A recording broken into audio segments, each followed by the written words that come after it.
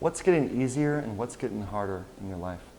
What's getting easier is a recognition of these cycles. I've seen that things go through a 9-year cycle for me.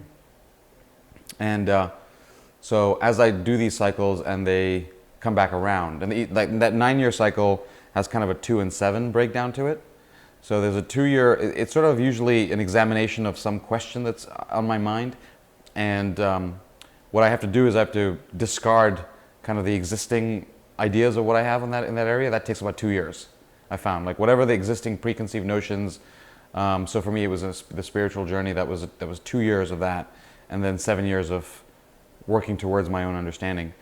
So back on that, seeing that cycle play out is like over time is pretty awesome, and in a way, it's very relaxing because you come to these moments, these inflection points and change points, and it's you recognize it as for what it is. Yeah. Whereas I think before, maybe not, didn't realize that what was going on, just didn't have enough time.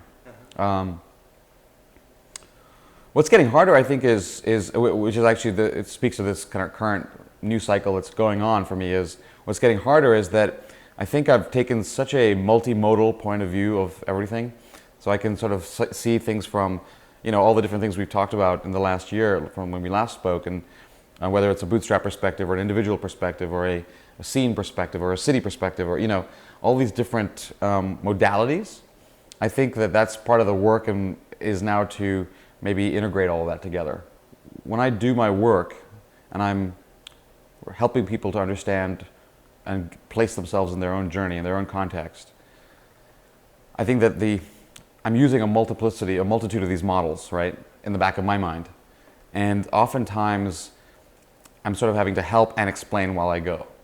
So I think I'd be more productive if people were actually familiar with the models and then the conversation happens. So it feels like there's a lot more of a